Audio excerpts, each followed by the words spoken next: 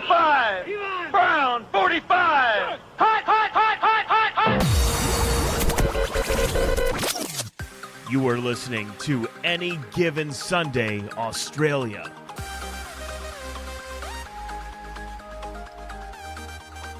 Yes, hello and welcome to the Any Given Sunday Australia podcast, the number one podcast in at least 3 households, 1 studio, American Football Australia head office, NFL Australia head office, worldwide. Joining me, as always, in his man cave of the western wing of his household, Danny Webb, AGSAU. Merry Christmas. Hope it was a happy and a safe one for you, mate. Oh, absolutely. Merry Christmas to you and the fam out there. Hope everyone had a nice time celebrating. I know we sure did. Still feeling dusty. December's been a ride. A football ride, but more importantly, a social ride too. It has been, and I feel like the Wednesday Christmas really throws you. Like you come off the weekend where you've got parties, and you party during the week, and then you're probably going to party again this week. Yeah, and for us that work shift work, some of us had to also participate in work during this week, which when everyone else is feeling full and tired and probably hungover, we're doing all that while trying to work. Yeah. It's tough. Yeah, hence, it is. Hence, there's been a little bit of a lag in episodes, but we're back. We're back, and we're better than ever, aren't we? It's been a big week, and it's crossed 2 rounds of games. So we'll just be touching on a little bit of everything just really quickly this weekend. So we'll get straight into it. Some stories out of Week 16, mate. Just some of the bigger ones that I think happened. And the first one involves your mob, the Commanders. They've kept the NFC East race alive. And I reckon they've probably closed the Offensive Rookie of the Year race in a pretty thrilling game against your mob. Yeah, so let's talk quickly about Jayden Daniels before I go into too much. He's got that award in the bag. Yeah. Yes, he threw 2 interceptions, but he had a 5-touchdown game against this Eagles defense, which we've been going on, which is still the number 1 ranked defense, even after this. It's still the number 1 ranked defense. So that's how well they've been doing. And we've been going on about him probably far too much, and no one cares about the Birds anymore. But with the way he's been playing, just give that man the award, because he bloody deserves it. Yeah, he did dominate, and it was so good to watch. I feel like even during that game, you could see his confidence growing right down to the very end with 9 seconds to go, throwing a touchdown to win the game. So huge for you guys, huge against you guys. We do have to mention the fact that Jalen Hurts was out early with a concussion, but I don't want to hear an excuse from you, mate. Packers played 3 games without our QB and we won. Yeah, we had Kenny Pickett suiting up, and he did all right. A couple of mistakes late, but the issue was actually the defense there. So Saquon Barkley went out and dominated as always. Got a shit ton of yards on the ground, and now we can actually break the all-time rushing record. So if he has 268 more yards over these next 2 games, that record's his, and he's going to want that. Also, there's heaps of incentives. I'm not going to go through them all, but it's $500,000 here if he makes All-Pro, $500,000 here if he does something else, goes to Pro Bowl, whatever it is. A lot of money on the line for him as well. So he's going to be going out there, and I reckon that's something to definitely have a little sniff at over these next 2 games. And more importantly, so the first game's against Dallas, rubbish in the rush defense. They're ranked 26th. The next game's against the Giants, where he absolutely smoked them. I'd be having a sniff at both those games for his rushing yards. Yeah, I did in this game too. It was straight away over, I was 110 or 125 of rushing and receiving. He's definitely, I reckon he wants that record. I always kind of hate these records because there's extra games that we have now than they did back in the day. So I don't always like when they're comparing them, but you're going to break the record, you get the record. 100%. And just on the NFC East title race, so if the Eagles lose both of theirs and the Commanders win both of theirs, I think that's the only way the Commanders can actually take it out. So the Eagles have clinched a playoff spot, but not the NFC East. But the final 2 games for the Eagles is against the Cowboys, where Kenny Pickett's actually suiting up. Hurts is still out with his concussion. Final game is the Giants, as I just said. And the Commanders have got the Falcons, and the Falcons are still in the playoff hunt, so they're still going to be playing quite strong. But then they've also got the Cowboys, which have been stinkfest this year. So there's ever so slight chance that the Commanders can actually get this done. It's mathematically probable. Yeah. If you just show up against the Giants, you get a W. So I can't see it happening, but I do love the fact that we're week 17 and it's still a chance. So love that. There is also straight into another race for the playoffs that is heating up, and I think this one's actually a little bit more probable than your version.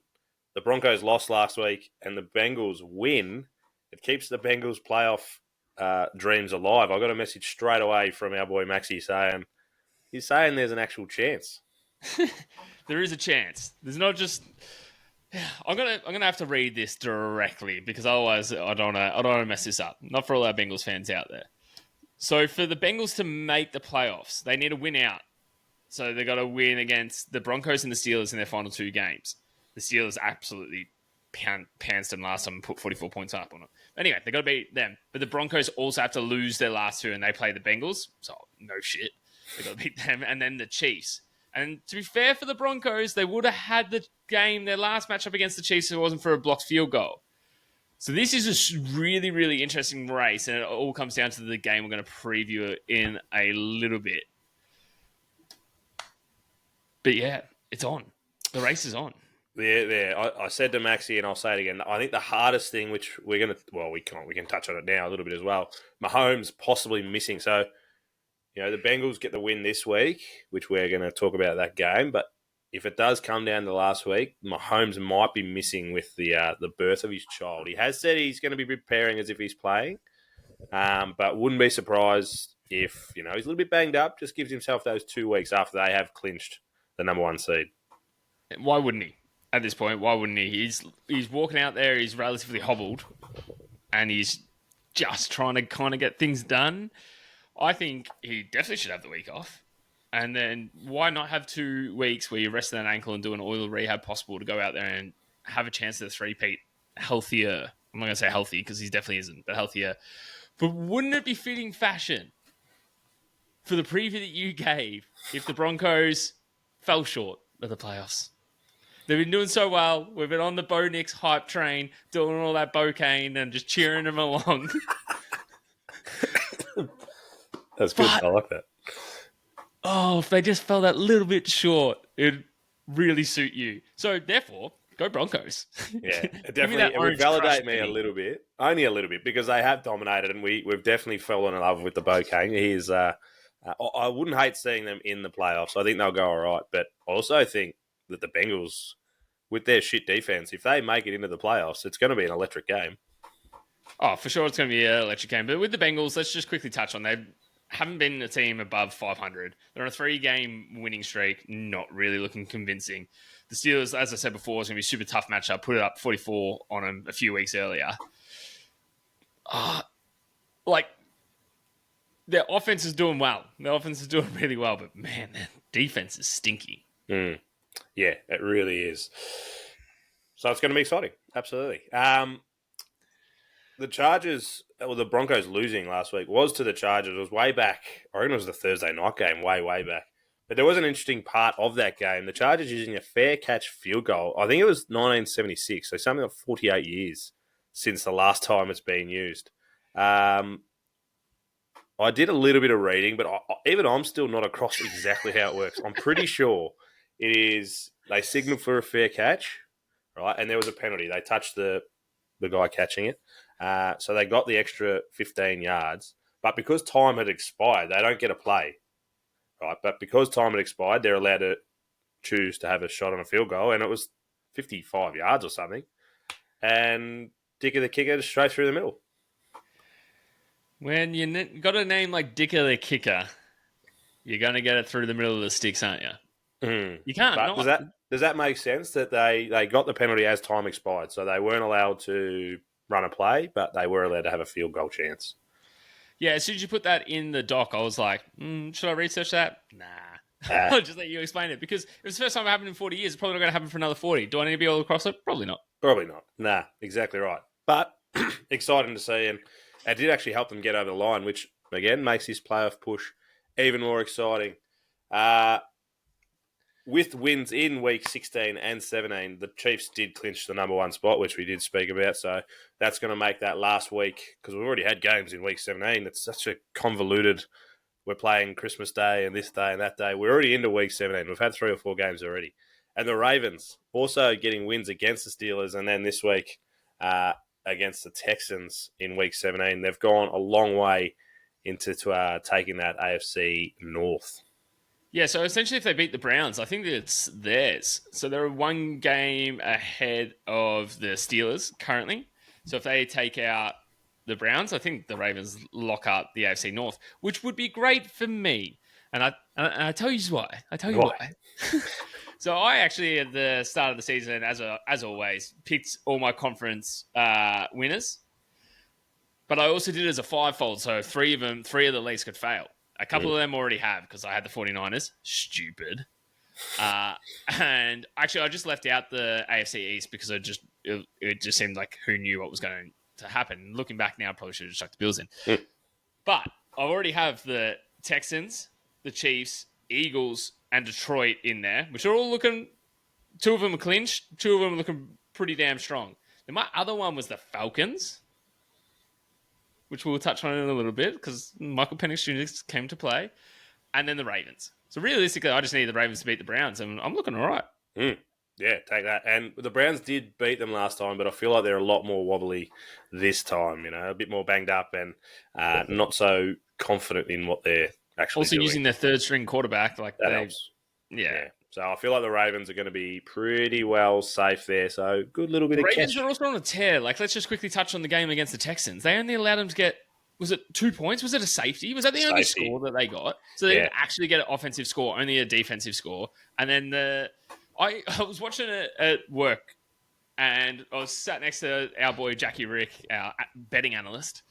And I sat next to him. I was like, this is almost like how the other day when I was waiting for meals, she was having a shower. I didn't have much time. So I quickly chucked on Madden to have a play. Changed it to rookie because I wanted to do the Eagles versus the Bills and dominate them as if it's going to be the Super Bowl matchup coming up. I put up 60 points on them by halftime. This is what this game felt like to me because the Ravens were just dominating them. So the Ravens were informed this Texans team's not a bad defensive team, and the Ravens blitzed them. So I can't see the Browns getting anywhere close to stopping them. Speaking of that game, Lamar Jackson is an absolute animal. Is the MVP race locked up? Everyone said that Josh Allen, just purely because the only real difference, I think, is that Josh Allen has more wins, but Lamar Jackson's put up better numbers. Yeah, but it's the NFL, isn't it? And these AP awards. Brady didn't win MVP every single year that he was dominating. Mahomes hasn't won every single year that when he dominates. So I feel like they're just going to share the love around, unfortunately. Yeah. I reckon Josh Allen's a bit more of the fan favourite win anyway. Lamar's, but you look at his numbers, he would be feeling pretty... I don't think he's going to care. I reckon he would rather have playoff success, but he would be stiff to miss out. And realistically, he's having a better numbers year than last year. He's improved. Yeah. He's improved on last year on his MVP. He threw his 38th touchdown on the weekend. That's through it, as well as he's rushed a few. He rushed one on the weekend.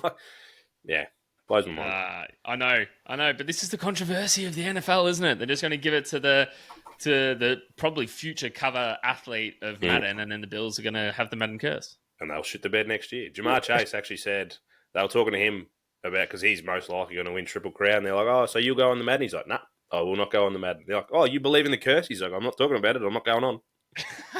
It's so good. The curse is real. Yeah. Honestly, look at CMC. Gone. But yeah, they've already got the perfect photo for Josh Allen as well. That one where he's diving in the snow. the one that should go up put it right next to the Mona Lisa. That photo. Check that on the Madden cover, and bye-bye, Bills. Yeah. I don't know if we'll bet their unders next year for sure. Another little thing about just the intricacies and the controversies of NFL. The Chiefs, again, 29 points. Didn't hit that 30, and they missed a field goal.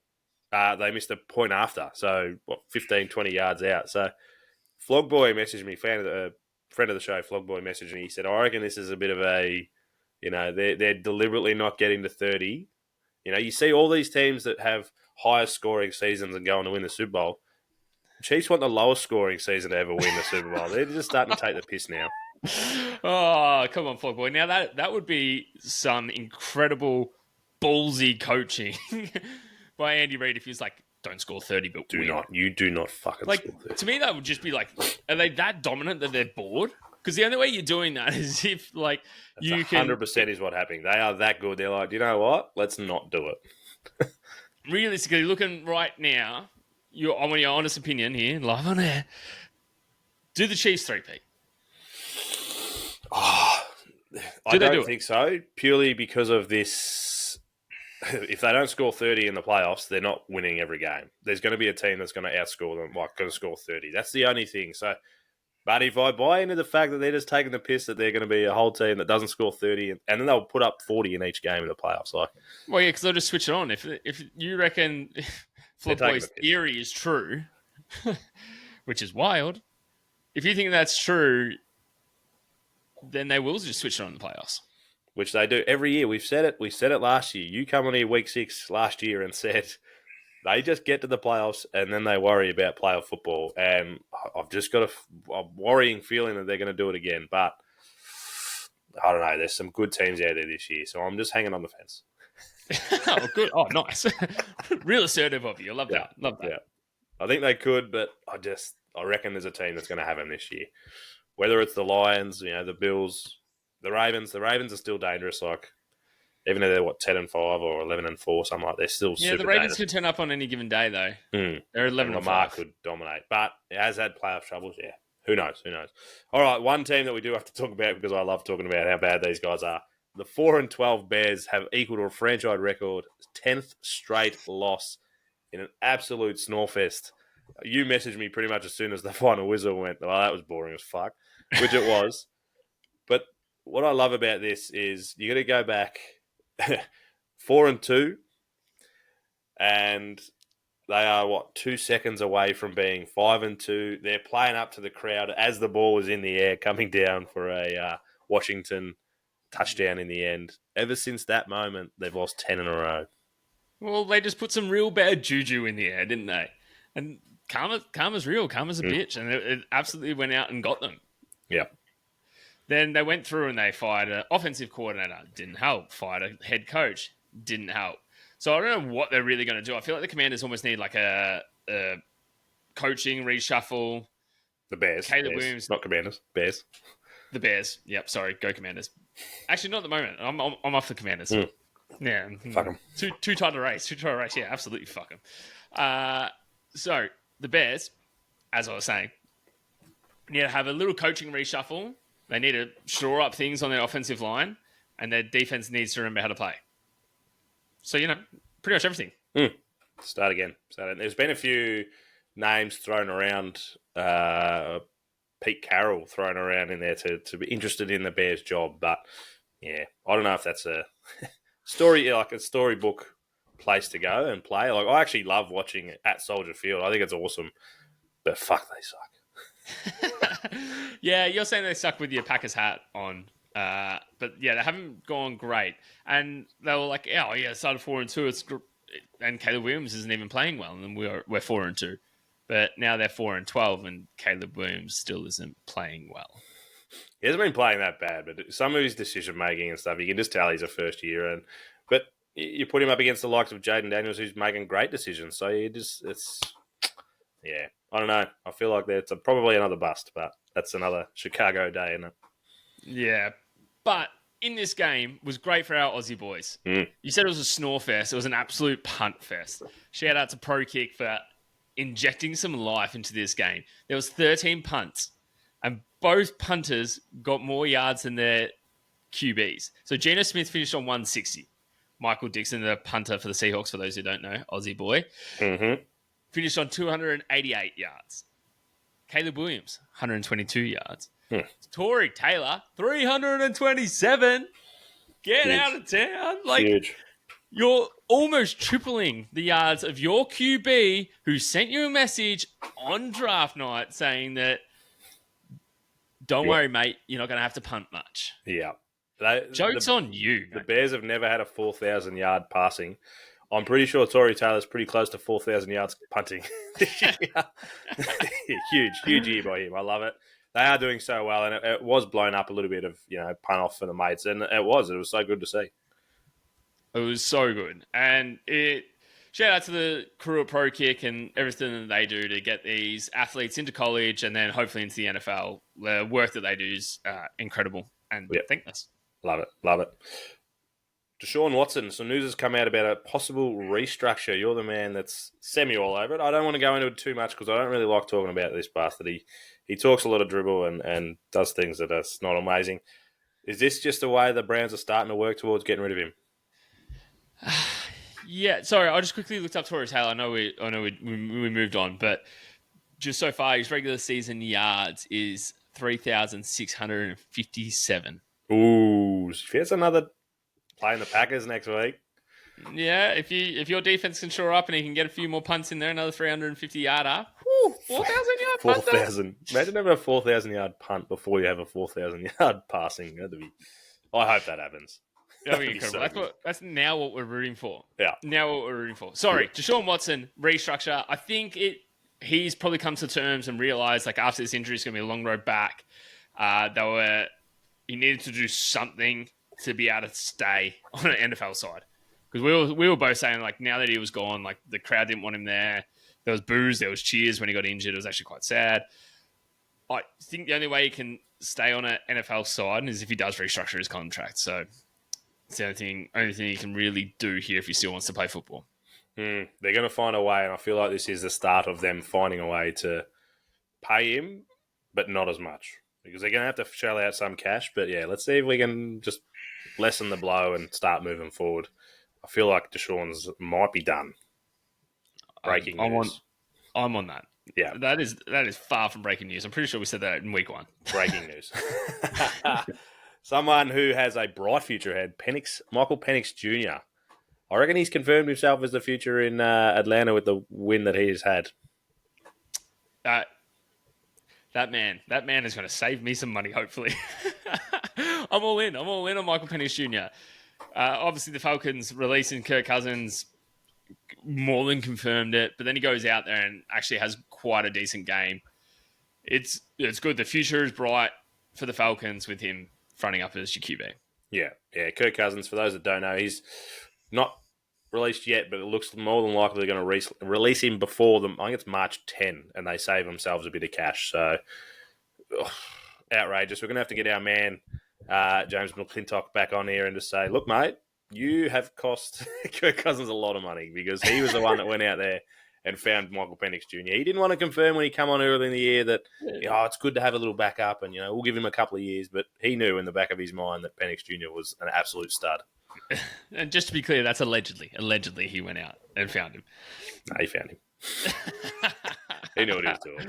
He's a good Aussie boy. T-Max thoughts. Yeah, absolutely. We've got a couple of big games. We just spoke about that we're halfway through week 17. So we only have a week and a half left of the regular season. And we've got a couple of big games. We've already mentioned one of them. We want to talk about it. The 9-6 Broncos at the 7-8 Bengals. The Bengals are actually 3.5-point favourites. And 57% of people are on the Bengals at $1.54. So much on the line for these teams, mate. What do you reckon? So Broncos currently holding the 7th seed. Need to win here. As I went through before, Broncos defense has been on a massive struggle of late. They've allowed 30+ points in multiple games. And then you flip it to the other side, and Joey B just came off a 3-touchdown passing game. He's had 250+ yards in 7 straight games, and the Bengals have put up 24 points plus in the past 7 straight games. So the Bengals are firing. But as I mentioned before, they haven't really beat a team above 500. Loss against the Steelers was pretty brutal. They've had a couple of close losses. Don't get me wrong. They're always kind of in there, but can't really seem to get the job done. Higgins and Chase, though, both on great form. They're just doing so much for him. But then they're facing the Broncos with the number 1 sack team, 5 guys with 5+ sacks so far this season. They're just sacking people left, right, and center. And the Bengals defense was quite strong against the Browns. They had multiple interceptions and sacks. It will be a tight game, I think. As much as Bo Nix is going out there and being the rookie, they've got so much to play for, both teams. 3.5-point line is probably where it's going to be at. I wouldn't be surprised if this finishes with just a field goal. Yeah, I don't hate that 3.5-point line, but it could go either way. Like you said, there's going to be a touchdown in it, I think, either way. We say the Bengals have been struggling on defense, but our man Cam Taylor-Britt, he's a top 5 cornerback for the season. So he's been doing his role. He caused an intercept against the Cowboys, I think, a couple of weeks ago. I didn't get it, but he punched it out and it went up in the air. It was perfect. He's been an absolute heater. But yeah, as a whole, they haven't really been great.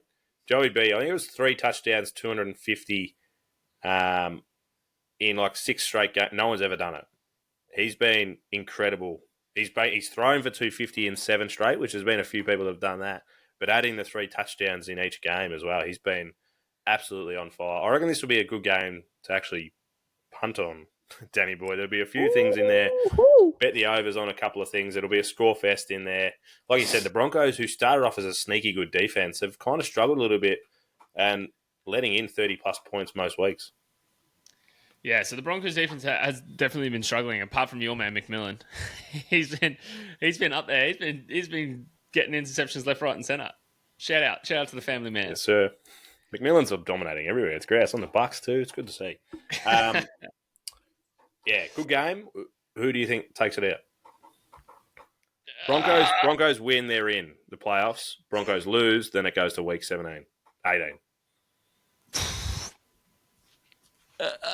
Give me Bo Nix and the Broncos, only because I need them. I need them personally to make the playoffs to rub shit in your face. Grouse. Well, give me Max Rampling and the Bengals. I want to see them get the W and take it. I just want week 18 games to matter. That's what I really want. So I do see the Broncos actually getting the W in the last week and securing it, but let's make sure it goes to week 18, I think. Oh, well, let's wait and see. The last game, the 8-7 Falcons at the 10-5 Commanders. Again, the Commanders need to win out to put pressure on you boys, but you also need to lose, which we'll see what happens there. You win, you're confirmed, but if you don't, this game does matter a fair bit. It also still matters for the Commanders because they can still make the playoffs. Minus 4.5 point favourites, the Commanders against the new Michael Penix Jr. and the Falcons. 60% of people are on the Commanders at $1.48. That's probably not as surprising. No, not as surprising, but as I said before, I'm very much rooting for the Falcons in this one, so you can take that as my pick before we even get into the breakdown. Michael Penix Jr. just wants to continue to make an impact and prove that he should be the number 1 QB and the QB moving forward. But more importantly, this is the rookie battle we have always wanted to see since the start of the season. Sorry, not sorry, Caleb Williams. Get out of town. Give me the Commanders and Jaden Daniels taking on Michael Penix Jr. and these Falcons. And the Falcons were played well last week. Multiple pick sixes and had such a strong rush defense. I am really much looking forward to this game. The Commanders, though, have put up a 10-win season, which is the first time since 2012. If they get 11 wins, it's going to be the first time since 1991. So that just shows how strong this Commanders team is, especially in this team's history. Jaden Daniels did put up 5 touchdown passes against the Eagles, despite 2 interceptions. And he loved hitting Terry. He's had 60 yards and a touchdown in 4 straight games. So that's another thing we probably should look at having a little bit of sprinkle on. Drake London left the game, the last Falcons game early with an injury, but he's been cleared. He had full practice on Friday. So yeah, he should be good to go. Another thing we should look at if we are going to punt, though, is a big day for Bijan. The Commanders gave up a shit ton of yards to Barkley. I know it's Barkley. I know he's a different beast, but you can still have a little sniff at what Bijan's going to be running. You also think that Penix is probably still going to lean on him, being that early second game. It's always easy just to turn around and give it to your beast in the backfield and say, turn around and run, mate. Oh, always. Anytime you have a rookie QB or a backup QB going in, they're going to do check down passes to their running back. The running back's going to have more attempts than normal, and they're probably going to hit their tight ends because they're safe options. You say this is the rookie battle we wanted. The last rookie battle that people wanted, Jaden Daniels actually ended the Bears season way back in week 6 or 7. So we don't want that to be for the Falcons for their fan base. But yeah, Penix Jr., he definitely wants to come out, make a statement, show that he is the man of the future. And realistically, if they get a W, they're going a long way to making playoffs because they've got the win advantage over the Bucks. So that's, yeah. Imagine, it'll be, if he starts next week, it'll be his 4th start and he'll be starting in the playoffs. Incredible. Absolutely incredible. And the Bucks, importantly for their schedule, just while we're on it, they've got the Panthers and the Saints. So the Falcons realistically need to win out because there's a very high chance that the Bucks are also going to win out. And so the Bucks are they 8-7 as well? They are both 8 and 7, but the Falcons hold Yeah. the tiebreaker. Yeah. That's all I told you. This is what we want. We want games to go into week 18 and actually matter. So And- you've gone for the Falcons. You picked the Falcons. Yeah, I picked the Falcons purely personal. Yeah. There's not a heap of analysts going into that, but yeah, purely personal. A little bit of I wouldn't mind the buffer for the Eagles, and I also want my bet to win. The Falcons to get up. So Give me the Falcons. I think being in the Commanders makes it a little bit harder, and obviously just that extra Back-to-back home games as well for the Commanders. Yeah, I actually think the Commanders are probably going to get the job done here, mate. Apologies. Putting a little bit more of an analytical spin on it. The only thing is that makes it's tough. We need the Commanders to win to put pressure on you, but we need the Falcons to win to keep pressure on. So either way, one of them win and it keeps a week 18 game alive. Actually, it depends if you win. If you win, then it doesn't matter. We want the Falcons to win then. Yeah, exactly. And the Eagles are going to win. So let's just want the Falcons to win so that it's more exciting. The Falcons' Week 18 game is the Panthers as well. So both the Bucks and the Falcons. The Panthers have been playing some good footy, so they could cause an upset in one of those two games and make it real juicy. I'd love them to beat the Bucks. Just beat the Bucks, and then the Commanders can win, and it'll all go down to the Bucks beating. Oh no! If they beat the Bucks, is it over? Yeah, because they hold the tiebreaker. Yeah. Wow. Because they can't get as long as the Falcons win one of the two games. I know playoffs is probably the most exciting time for football, but these week 17 and week 18, you got to love it. Yeah, you got to love how tight. It's so tight. A lot of teams are going to be disappointed after this weekend, but at least we're getting games that mean something this deep into the season. How many teams do you know off the top of your head, or I'll give it a quick Google? Do you know how many teams are still in the playoff hunt? Oh, yeah. I think there's more on the AFC side than there is on the NFC side. There's only a couple. A lot got kicked out last week. Yeah, it would just be interesting to have a quick... I'm just loading the picture on the NFL official website. Yes, NFL Australia. For all those that don't know, we are an NFL official media outlet. And we'll have a few things in the playoffs that will show that we are an NFL official media outlet. So the AFC, the spots, the teams that are still in the hunt are the Chargers, Broncos, Colts, Dolphins, and Bengals. So it goes all the way down to the 10th seed.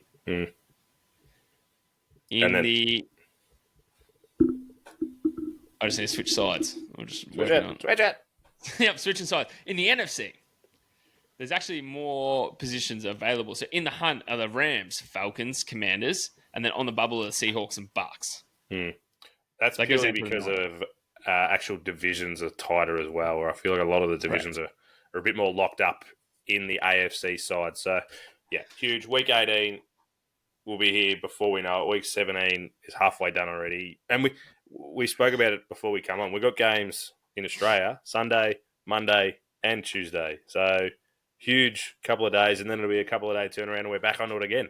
That's the Christmas present I always asked for, was football every day. If you haven't got yourself a Christmas T-shirt, feel free to go out and get a New Year's Eve T-shirt any given Sunday. Dust all of them at any given Sunday. Check it out. We've got shirts and jumpers and all of the stuff ready to go. Make sure you're ready for playoffs. Love it. Just one final thing on the playoffs. The NFC North have really showed out. So out of the 4 teams that have actually secured spots, one being the Eagles, fly, Eagles, fly. The other 3, all NFC North teams. What a division. Yeah. Let's talk about this quickly before we do leave. If we don't want it to happen, but if the Vikings actually beat the Packers this week, which I don't think, I do think we're a big chance of winning, and they take it to week 18 against the Lions, it's going to be the first time ever that a team has won, I think it's 15 games and not been number 1 in their division.